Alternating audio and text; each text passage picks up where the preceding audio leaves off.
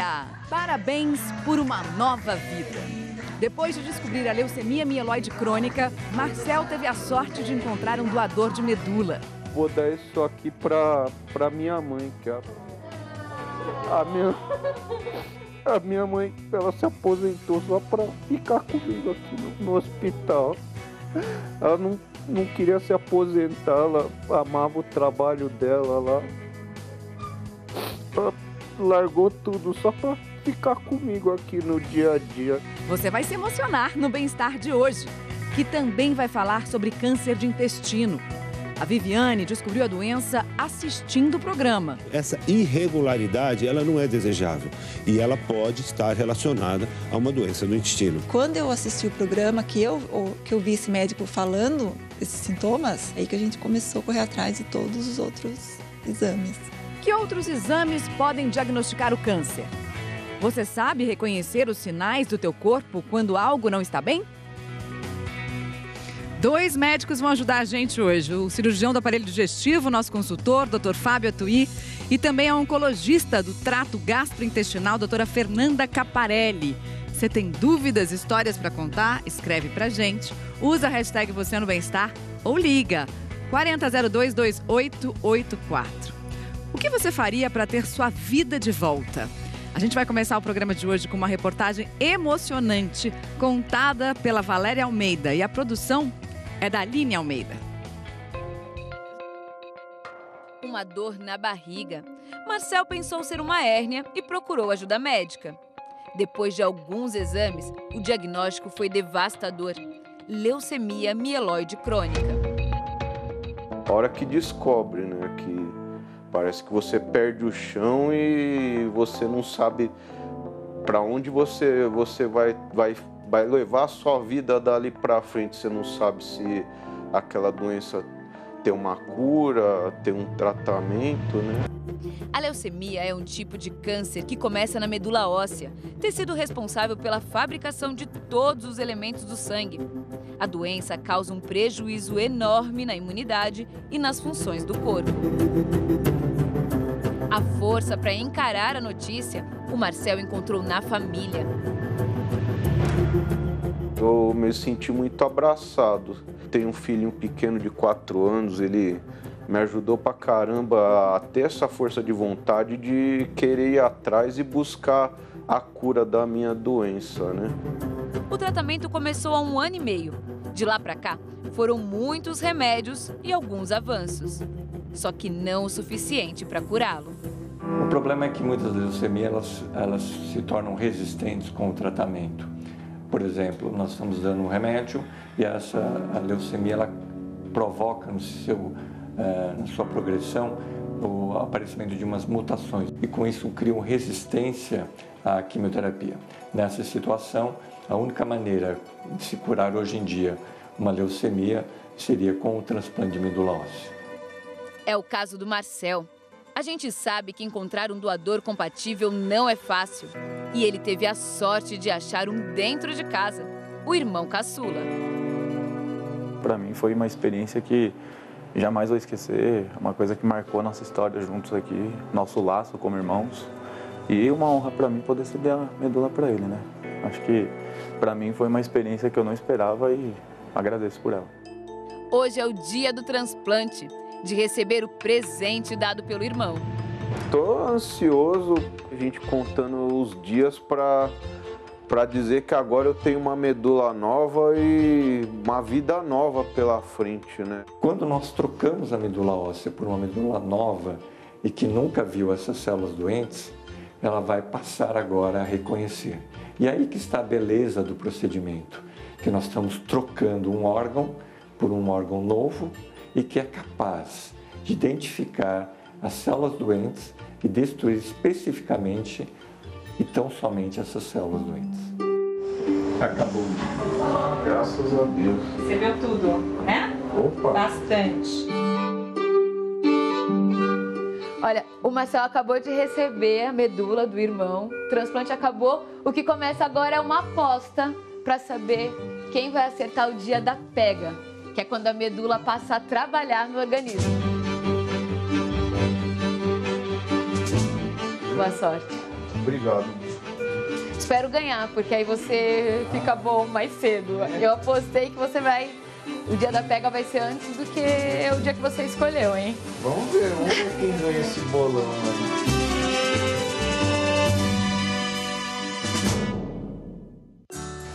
Hoje faz 14 dias que o Marcel foi transplantado. Tô voltando aqui para saber como é que ele tá. Licença. Oiê. Vim te visitar. Posso entrar? Pode. Licença. Desde que eu tô aqui, já vai fazer quase um mês já que a gente já tá que eu tô internado aqui. Eu perdi todos os cabelos por causa da quimioterapia, passei por muita febre, vômito, passei por muita coisa, mas eu acho que isso é o de menos. O mais importante é eu ter uma chance de eu ter a minha vida de novo. A pega costuma acontecer entre o 14º e o 21º dia. E o marcador que vai identificar isso são os neutrófilos. Quando o paciente fica com 500 neutrófilos por 2 dias consecutivos, nós chamamos que essa medula enxertou e no jargão médico nós chamamos de pega medular. Olha, eu tô bem ansioso, eu vou ser bem sincero, viu? Eu espero que seja o mais rápido possível. Olha, o que eu tenho aqui são os resultados de exames. Olha, vamos comemorar essa pega da medula? Meu Deus! Eu trouxe, ó.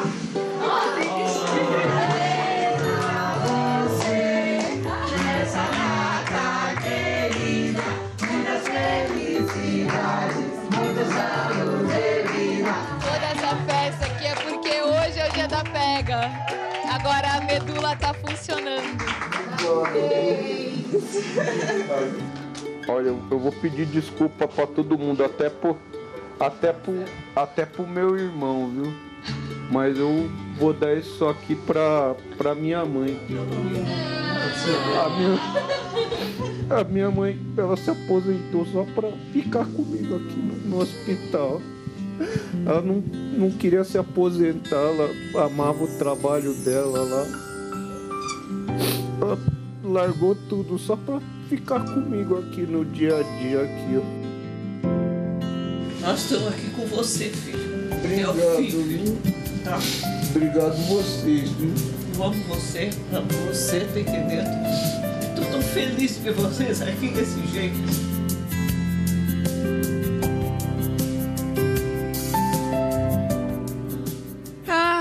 Ai, todo mundo aqui teve que respirar mais fundo, né, doutor Fábio, para não chorar, porque é muito emocionante, né? Olha a mensagem que chegou da Evelyn. Que história inspiradora e maravilhosa para agradecer e lutar pela vida. Força, Marcel! Você é merecedor. Obrigada, Evelyn. Olha só, o Marcel tá em casa já, tá se recuperando bem. E a gente vai ver algumas fotos agora dos enfermeiros que ganharam o bolão. O Ricardo, a Luciana e a Andressa, além da repórter do Bem-Estar, a Valéria Almeida. Por que é difícil saber, doutora, quando que realmente acontece a pega? Tem que chutar mesmo, não tem jeito de saber antes, né?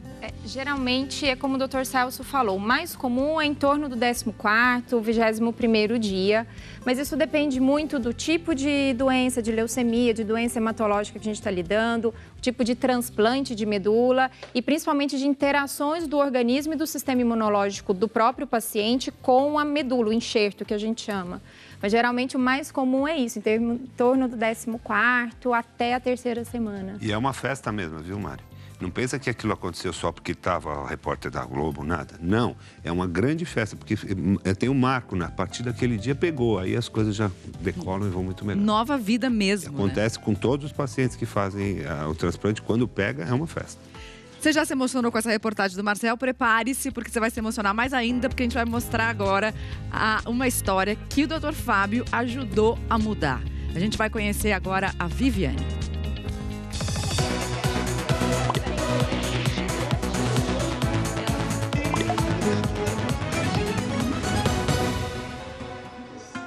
A Viviane passou 2 anos com uma interrogação na cabeça. Procurou várias especialidades porque achava que tinha um problema no estômago. porque sentia muitas dores abdominais e cólicas também. Os médicos até pensavam que era só uma infecção e não pediram nenhum exame. Até que em novembro do ano passado, a Viviane estava acompanhando ao Bem-Estar na sala de casa e ouviu uma informação valiosa. Tem uma irregularidade no teu hábito intestinal. Você não consegue ter um padrão. Então você pergunta, você tem intestino preso? Eu não sei. Às vezes eu estou com diarreia, às vezes eu estou preso. Sei. Então essa irregularidade, ela não é desejável. E ela pode estar relacionada a uma doença do intestino. Quando eu assisti o programa, que eu vi esse médico falando esses sintomas, aí eu fui pedir para minha ginecologista na época dar um pedido de sangue oculto nas fezes, que eu vi o médico falando, que era para começar por aí, por esse exame. E aí deu positivo. Foi aí que a gente começou a correr atrás de todos os outros exames. O resultado da biópsia saiu no começo deste ano. Viviane estava mesmo com câncer no cólon retal e a doença tinha se espalhado para o fígado. No começo é difícil, né? Porque eu tenho 3 filhos, então a gente pensa neles. E como eu tive uma prima já há uns 3 anos atrás que faleceu de câncer, eu achava que eu ia morrer.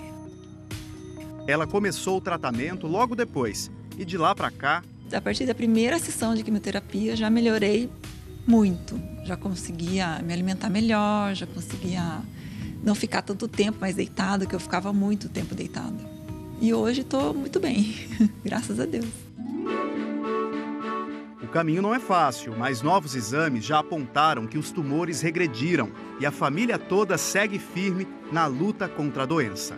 A gente faz tudo para ela se sentir bem, para ela estar feliz, fazer as coisas que ela gosta, muitos amigos perto, com que ela esqueça um pouco essa doença e lute mais pela vida, tenha mais vontade de viver. O papel do Bem-Estar foi essencial na vida da gente, porque se tivesse demorado mais para descobrir a doença da Viviane, talvez a gente nem estivesse aqui agora, uma família junto, unida. Não entreguei nunca e não vou me entregar. Luto todos os dias. Recebi muita mensagem, muito carinho, muitas orações. Então isso ajuda a gente a continuar lutando em busca da cura.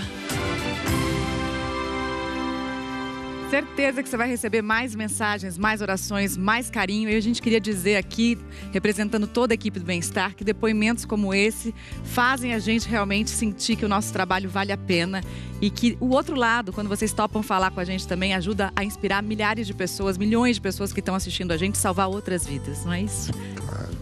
Muito emocionante. Tem uma dúvida do nosso auditório virtual sobre os sintomas mais frequentes para a identificação do câncer de intestino. Vamos começar a falar então, vamos começar por esse aqui. O Dr. Fábio já falou algumas vezes dele aqui no Bem-Estar. Vamos ver quais são os sintomas. Sangramento. O que o sangramento significa?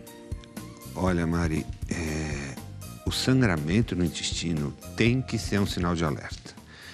Como é frequente, por causa de problemas no ânus, como hemorroida, como fissuras, você encontrar às vezes um pouquinho de sangue nas fezes ou no papel, quando vai ao banheiro, as pessoas dão pouca importância para esse sinal.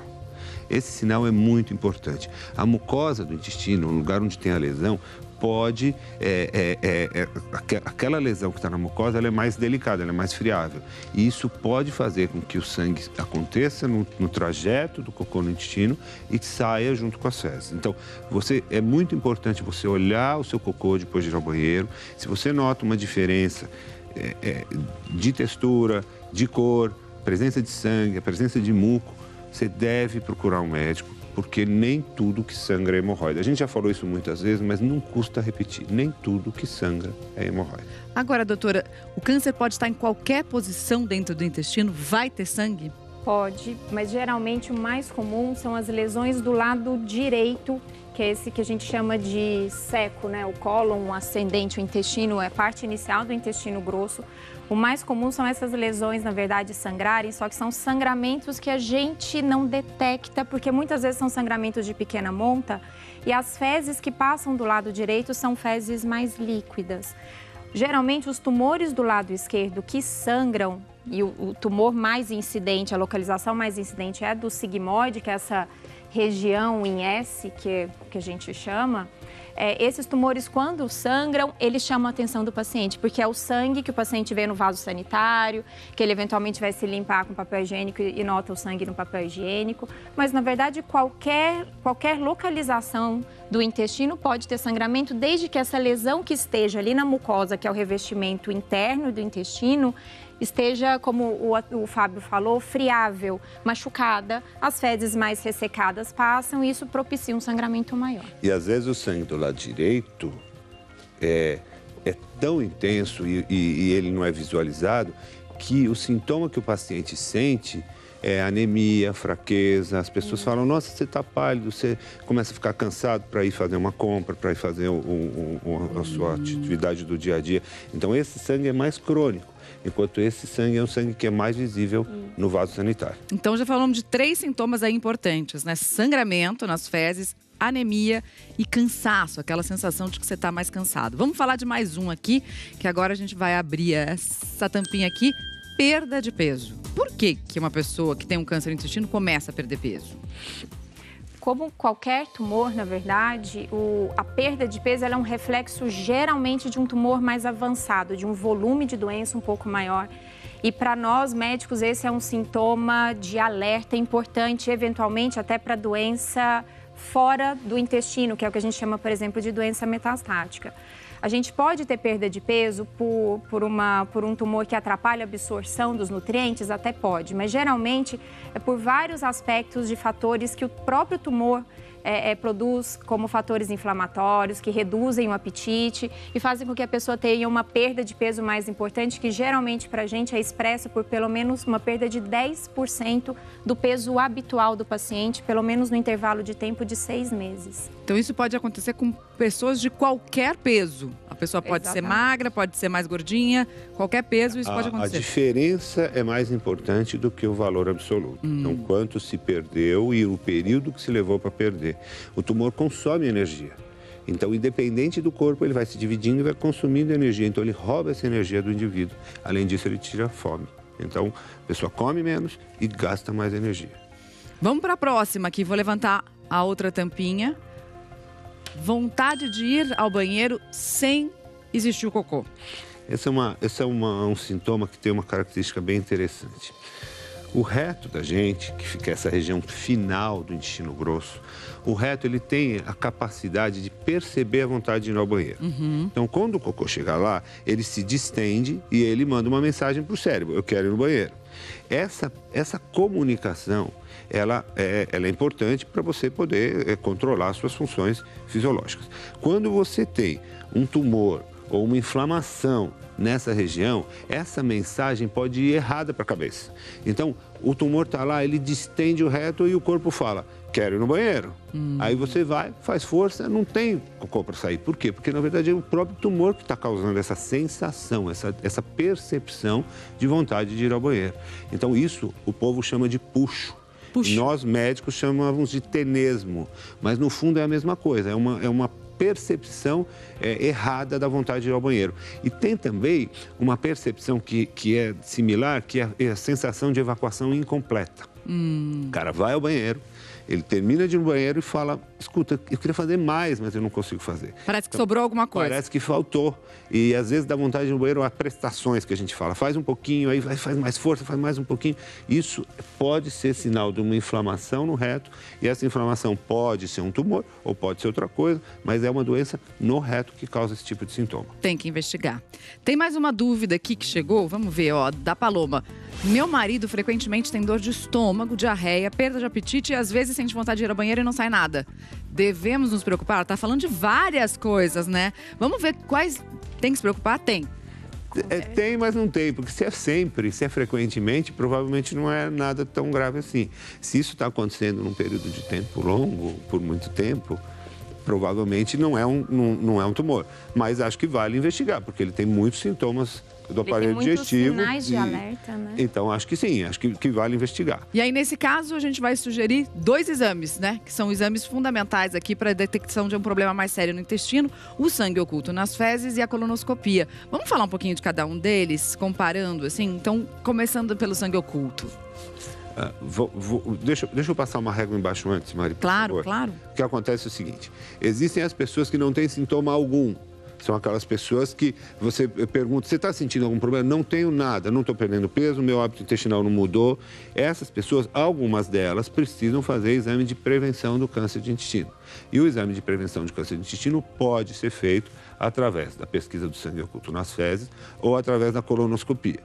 Quando a pessoa tem algum sintoma, dependendo do sintoma, o médico vai escolher um exame adequado para investigar aquele sintoma. Então, daqui a pouquinho a gente vai falar mais sobre isso. Qual é o exame, quando escolher determinado exame. E vamos falar também sobre um dia incrível dentro do hospital. Você já pensou? Esqueça tudo o que você já ouviu falar sobre comida de hospital. Você vai ver o que vai acontecer daqui a pouco. A gente volta já já. Oi. Ai, olha aí.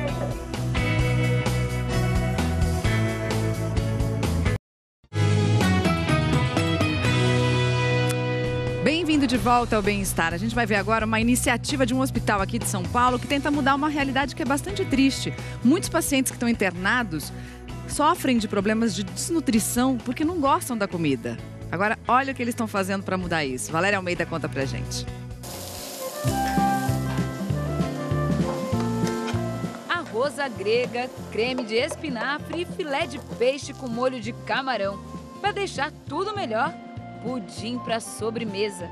Um cardápio preparado por um chefe numa cozinha de hospital.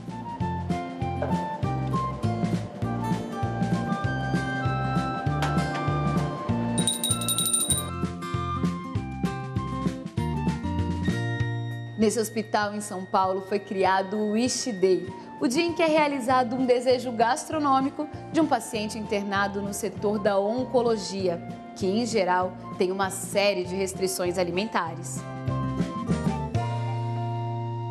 Por vários motivos, os nossos pacientes ao longo da internação podem desnutrir. Muito tempo para iniciar a dieta ou muito tempo, essa dificuldade de entender aquela dieta naquele momento de internação, então essa baixa aceitação da dieta hospitalar, gera índices cada vez mais altos de desnutrição hospitalar, que muitas vezes não são nem percebidos pela própria equipe. Para evitar que isso aconteça, o hospital resolveu fazer surpresas para pacientes internados há muito tempo e que já podem ter alguns alimentos introduzidos na dieta. A gente percebe um outro momento desses nossos pacientes aqui, como se fosse uma disposição maior, até como participante bem efetivo no tratamento. Então, é um dia, mas é um dia extremamente marcante. O eleito da vez é o seu Ivo, que está internado há 2 semanas. Minhas plaquetas, que o mínimo desejável seria 150 mil, eu estava com 16 mil. Daí a pouco caiu para 4 mil. Ou seja, sem resistência nenhuma, né? E assim, uma dose muito alta de cortisona que ele está tomando, que acaba elevando muito o açúcar no sangue. Aí o que aconteceu? Desenvolveu diabetes. Devido a isso, ele tem as restrições alimentares. O pudim, por exemplo, faz tempo que ele não come, mas hoje ele vai poder.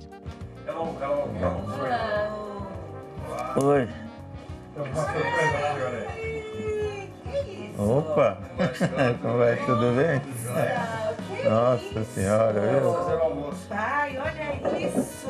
Eu tô vendo, viu? Temos um prato que o senhor gosta. A gente não pode começar pelo pudim, viu? Tem que ser por último. Foi ótimo. Nossa Senhora, viu? E aqui tem um molhinho de camarão. Chefe, que maravilha! Muito bonito, viu? De fato, é uma surpresa, não esperava essa, né? Obrigado. Muito obrigada mesmo. Foi uma bela surpresa. Que bom, que bom. Fiquei feliz de participar disso. Eu também. Obrigada. Obrigado, bom apetite. Obrigado. Obrigado. Bom, né? Poder pedir o que quer no hospital. Bom. Você viu a louça? Que bonito. É. Agora, vamos entender como é que a gente faz para cuidar do nosso intestino. Tem alimentação, claro, que entra nessa história também. Mas entender um pouquinho sobre o funcionamento do intestino. Eu sei que você quer muito fazer isso. Ah, é muito legal. Fala um pouco sobre o intestino. Primeiro, a gente tem que pensar que o intestino tem funções importantíssimas. Primeiro, hidratação, a nutrição, especialmente o intestino delgado, que vai absorver. E também proteger o nosso corpo, porque ele tem uma barreira que impede que as bactérias que estão dentro do intestino passem para o corpo. Então, ele é uma barreira também. Então, o intestino é importantíssimo e cada vez mais a gente descobre coisas novas que o intestino faz. Cuidar do intestino, vamos fazer, que eu tô louco para fazer isso. Faz. Vai representar o intestino grosso, que tem aí mais ou menos aí, quanto tem aqui? 1 metro? 1,5 metro. 1 metro e pouco? Então, isso aqui está representando o intestino, né? E como que a gente pode fazer para cuidar do nosso intestino, né? Escolher bem a alimentação, comer muita fibra, evitar carnes vermelhas, muito gordurosas, fazer atividade física, perder peso. Obesidade é um fator de risco para o câncer de intestino também. E, principalmente, ouvir nosso corpo. Se nosso intestino está funcionando bem, se a nossa evacuação está indo bem, se a gente está comendo legal, se a gente está... Isso vai construindo uma saúde como um todo. O intestino é uma das partes dela. Tem dúvida do nosso auditório virtual? Vamos ver aqui a pergunta da Denise. Meu esposo tem todos os sintomas falados no programa, porém foi diagnosticado com retocolite crônica.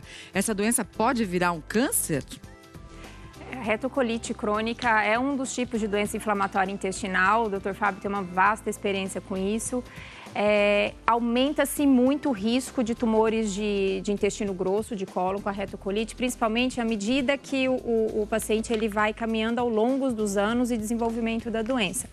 Então, essa é uma doença que precisa ter um controle, um rastreio muito específico, ou seja, o tempo de fazer, por exemplo, a colonoscopia de rastreio para alguém que tem doença inflamatória intestinal é diferente da população no geral que não tem fator de risco. Vamos explicar isso no próximo bloco, então. Tem mais uma dúvida que a gente vai responder também daqui a pouquinho. Olha só a pergunta da Vanessa. Quem tem hemorroida tem mais chance de ter câncer de intestino? Vanessa, a gente responde já, hein?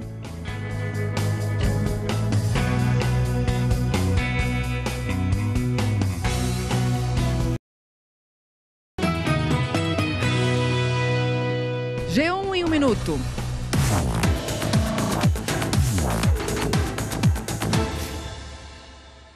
Olá pessoal, o juiz Sérgio Moro participou agora de manhã em uma reunião na casa de Jair Bolsonaro no Rio de Janeiro. Essa reunião foi para discutir um convite para que Moro assuma o Ministério da Justiça ou uma eventual vaga no Supremo Tribunal Federal. Mais cedo, durante o voo vindo de Curitiba, Moro disse que ainda não tinha nada definido e que o país precisa de uma agenda anticorrupção e anticrime organizado. Ele foi visto agora há pouco saindo da casa de Bolsonaro, mas não falou com a imprensa. A gente está acompanhando tudo por aqui. E na Indonésia, as autoridades recuperaram uma das caixas pretas do avião que caiu com 189 pessoas a bordo nesta segunda-feira. O equipamento vai ajudar a esclarecer o acidente. O avião caiu no mar minutos depois da decolagem e ninguém sobreviveu. E o Consulado de Portugal aqui em São Paulo voltou a receber pedidos de cidadania portuguesa depois de suspender a emissão por 2 semanas. O consulado falou que estava sobrecarregado por conta do número crescente de novos pedidos desde o fim do ano passado, Mari. Obrigada, Cauê, pelas informações. Bom trabalho para você. Você está aí amanhã ou está de folga? Estou aqui amanhã, estou de plantão no feriado todo. Então, nos vemos amanhã. Até lá. Até amanhã. Até. Obrigada, valeu. Lembra da pergunta, gente, que a gente tinha do nosso auditório virtual, da Vanessa? Quem tem hemorroida tem mais chance de ter câncer do intestino, doutora Thuy? O que acontece é o seguinte, Mari. Quando o cara tem hemorroida, às vezes sangra um pouquinho na hora de ir no banheiro. Aí ele acostuma com esse sangue. Então ele deixa de se assustar, de se preocupar quando ele vê o sangue. Então, se ele tiver um câncer de intestino e esse câncer de intestino sangrar, ele não vai dar importância devida a esse sangue. Então, assim, ter hemorroida não causa câncer, mas pode estar relacionado porque pode atrapalhar, pode desensibilizar, pode deixar a pessoa menos sensível à visão desse sangue. Por isso que é super importante fazer exames para rastrear essa doença que, quando você descobre, pode ser prevenível. Olha que maravilha. Vamos falar um pouquinho, então, do sangue oculto nas fezes e também da colonoscopia. Quando fazer? De quanto em quanto tempo fazer? Primeira coisa. Eu acho que o mais importante é salientar que é um tumor extremamente incidente e que fazer esse rastreio a partir dos 50 anos, hoje em dia ainda no Brasil é aos 50, mas tem uma tendência mundial a antecipar para os 45. Então a gente tem basicamente opções como sangue oculto, pesquisar sangue oculto nas fezes uma vez por ano, ou colonoscopia a cada 10 anos, obviamente se essa colonoscopia for normal, não tiver muitos pólipos e dependendo da característica desses pólipos. Então, só passando rapidinho aqui, o sangue oculto nas fezes é um exame sem risco, o preparo é mais simples, a amostra pode ser colhida em casa, e isso que a doutora falou, então pode ser feito todo ano. Preparo mais simples, quer dizer, não é um preparo que tem que limpar o intestino, não. É só uma dieta que você tem que fazer no dia anterior. Porque o preparo da colonoscopia, todo mundo sabe que é chato de fazer. Chato, mas também não é nada demais, né? E a colonoscopia tem essa questão de que permite analisar material em biópsia e até tirar pólipos, né, doutora Thuy? Quando você encontra uma lesão durante a colonoscopia, essa lesão ela pode ser retirada, ela pode ser analisada, e isso dá uma vantagem para a colonoscopia. O que se pode fazer de uma maneira interessante é fazer o sangue oculto, e naquelas pessoas cujo sangue oculto nas fezes der positivo, você faz uma colonoscopia. Lembrando, então, a recomendação aqui no Brasil, a partir dos 50 anos, fazer rastreio de câncer de intestino. Se você tiver parente com câncer de intestino, começar antes. Obrigada pela participação de vocês, foi um grande prazer. Acho que a gente esclareceu várias dúvidas, ficaram outras, mas tem mais na nossa página na internet, g1.com.br/bem-estar, e tudo lá se você perdeu no Globoplay. Confere de novo os detalhes. Vem aí, Fátima Bernardes, com mais um encontro. Se cuida, porque a gente está aqui te esperando amanhã, hein?